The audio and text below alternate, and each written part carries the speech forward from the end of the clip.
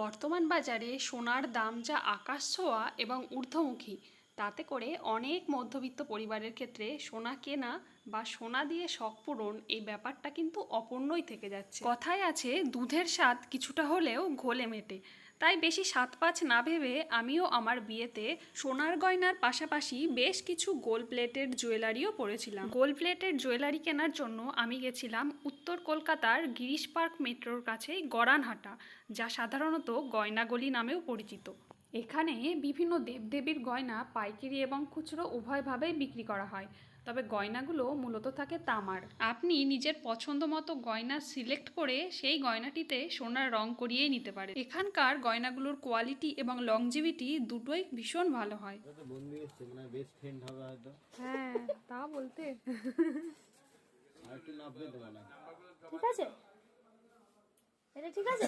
এইটা কি এরকম উঁচুতেই হয় নাকি না আরেকটু নিচু? ও, এটা একটু নামে না, দাঁড়ান দাঁড়ান। ঠিক আছে, এটা আমি লেন্থ জানি না।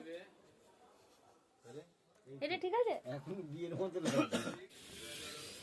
এইটা ঝুলে চলে গেল। দাঁড়া দাঁড়া, শান্তি নেই মনে। তার সাইডের চিনটা একটু নাপবে। এটা ও যখন সাজাবে, যে সাজাবে তো হ্যাঁ, সে ঠিক করে দেবে। আমাদের তো অত আইডিয়া নেই। তাহলে দেখ, এটা এইখানে টিপের কাছে চলে আসছে, এইটা তো হবে না। আরে টানতে হবে তো। নেই ওইটা হ্যাঁ, ওই টিকলিটা উঠবে আর টায়ারের চেনটা সাইডে একটু নাপবে। ওসব যারা সাজাবে তারা এ করে দেবে।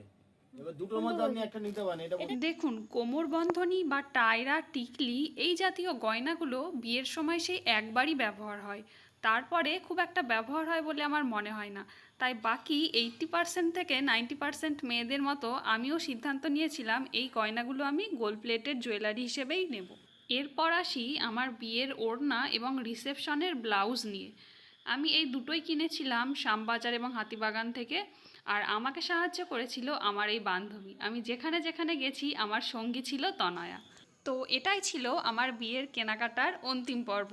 সামনেই আসছে বিয়ের মরশুম, তো যারা কলকাতায় বা তার আশেপাশে কোনো জায়গা থেকে শপিং করবেন বলে মনে করছেন, তারা অবশ্যই এই জায়গাগুলো ঘুরে দেখতে পারেন। আশা করছি আপনাদের কিছুটা হলেও হেল্প হবে। আজকের মতো এইটুকুই, আবার দেখা হবে অন্য এক গল্প নিয়ে। ভালো থাকবেন আপনারা সকলে। ভিডিওটা কেমন লাগলো অবশ্যই কমেন্টে জানাবেন।